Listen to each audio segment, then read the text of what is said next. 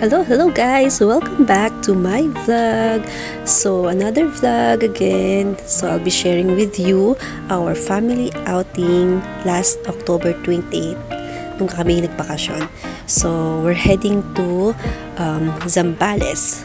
So around 6 AM kami umalis ng Cavite, and then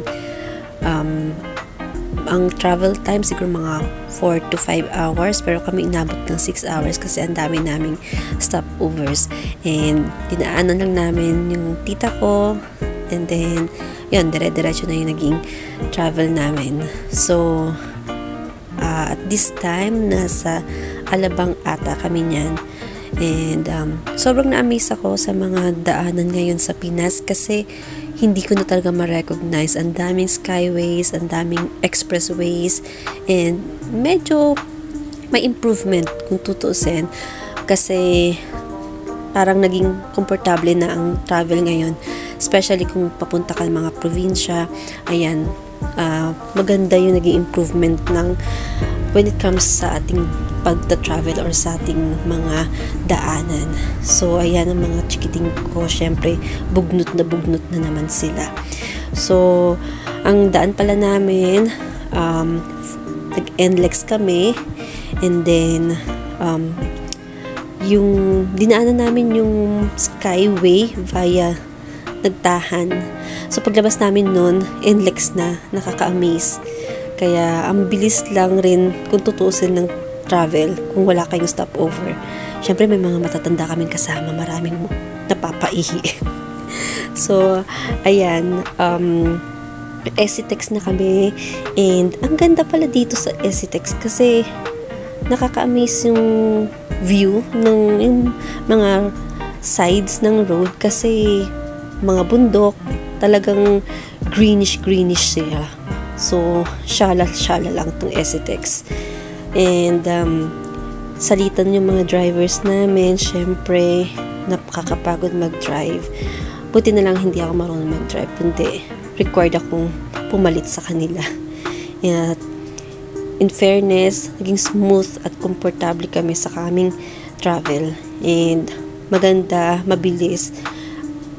Hindi masyadong matraffic actually, though may isang point lang siguro, parang clag lang doon, pero mabilis pa rin. So yung pupuntahan namin is nasa Zambales, Cabangan, Zambales. So ayan, kanilang famous yacht club. O diba, ang sasyala ng mga may-ari ng mga yate dito. Tsaka dito ang daming afam. Dito pala sila. So ayan, right now we're heading to Olongapo. So marami dyang makikita mo mga resorts na rin. And nag-stop over lang kami sandali sa Castillejos sa Jollibee para sa aming lunch kasi naabutan na kami ng tanghalian. So mga 45 minutes from Castillejos, dun na kami sa aming destination sa Cabangan, Zambales. So itong leherang ito, puro siya beach resort. As in, ang gaganda rin ng mga ibang beach resorts dito. And aming destination ay ang White House Beach Resort. So ayan siya. So sa mga gustong mag-inquire, ito yung kanilang FB page.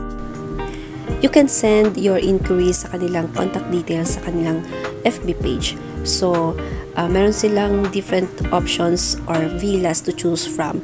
And ang kagandahan at unique sa resort na to, each villa meron silang separate and private pool. So hindi kayo sharing sa ibang mga tao. And sa amin, ang kinuha namin is itong aqua cabin. Good for 20 packs siya. So ayan siya, malakihan siya, at ito yung kanyang itsura sa gabi. So meron siyang second floor na oversee yung pinaka beachfront nila. O diba, ang ganda lang, nakitang-kita man. Meron siyang parang terrace dun sa second floor na yun. So pwede kang tambay-tambay, kape-kape, ganyan, char. So sa second floor, meron siyang 3 beds, good for 6 packs, mga ganyan. And dyan kami nagstay. So maganda siya, malamig yung aircon, in fairness sa aircon nila. And yung cabin na yan, as I've said, meron siyang private pool or meron siyang separate pool. So kung ayaw nyo sa dagat, pwede dyan. And Yung sa ground floor, ito yung pinakamalaki nilang room na parang may mga 8 beds ata. So, more or less 15 packs pwedeng mag-share dyan. So, ayan yung kanilang mga amenities. Very accommodating yung mga staff nila. Pwede ka manghiram ng ibang gamit sa kanila actually. At yung ibang mga wala kayong supplies, meron sila like uling, water. So, meron sila nung pwedeng i-offer. Syempre, may bayad. So, ayan ang aking mother. Oh, char! And, ayan. So, konting picture-picture lang kami. And, sa back side nila, kasi separate yun, meron silang lugar dyan na tinatawag nilang parang pavilion. So, pwede kayo dyang mag-celebrate, pero may corkage yatang bayad. So, just inquire na lang kung magkano. At ang ganda niya sa gabi, in fairness. Ayan siya, oh, diba? Ang shala. So, ang check-in time nila dito is 2 p.m. at ang check-out is 11 a.m. So, dumating kami past 2 na so pahapon na rin at dumiretso na kami ng ligo sa dagat. Kapag lumagpas kayo ng 11 a.m. na mag-check out, may bayad ata yun. So, ganun, kailangan maaga kayo mag-check out. And, since gabi nga, nasa pool na kami. And, nagpe-prepare na sila ng aming dinner. Ang sarap ng aming dinner. Puro inihaw, seafood, at saka pork. Of course, hindi mawawala ang pork. Liempo at pork chop. Ganyan. Sobrang fresh yung mga seafood nila dito. And konting picture. And ayan. Atake na. Bahala na ang may mga high blood dyan. Ang mga maintenance nyo. Good luck. At ayun na nga. Ang sarap-sarap talaga kumain kapag sama-sama ang pamilya. Sobrang na-enjoy namin itong gabi to at super busog lahat. May natira pa. So, ang sarap ng tulog namin. At kinaumagahan, maaga nang gising aking bambam, kaya dinala namin siya sa dagat. Enjoy na enjoy talaga siya dito. Nakakatuwa siya. Hindi siya takot sa tubig, hindi siya takot sa alon. Tuwang-tuwang-tuwa siya talaga at enjoy niya talaga yung malamig na temperature ng tubig kasi syempre umaga pa naman. So, ang sarap lang sa pakiramdam ng ganitong umaga. Napaka-peaceful na masisilayan mo yung pagsikat ng araw kasi alam mo, another blessing na naman ito ni Lord dahil panibagong araw na naman, panibagong pag-asa. O, diba? So, enjoy lang siya dyan. So, yung mga ganitong moment, talagang mapapa-thank Lord ka na lang kasi na-enjoy mo yung time mo together with your family. Nakakalabas kayo at nakakapagsama-sama kayo. So, talagang treasured yung mga ganitong moments para sa amin, especially sa mga OFW. Talagang min-maximize namin yung oras namin kapag kami ay nagbabakasyon. So, ayan si Bambam at si Nainay, papaaraw. And, since umaga, medyo malamig pa yung dagat, hindi na namin pinaligo yung mga bata. At saka nakakapagod magpagpag ng buhangin. So, na-enjoy lang at masaya naman si Bambam sa pagtatampisaw. Meanwhile, ang aming ate Ching tulog pa rin as usual, diba?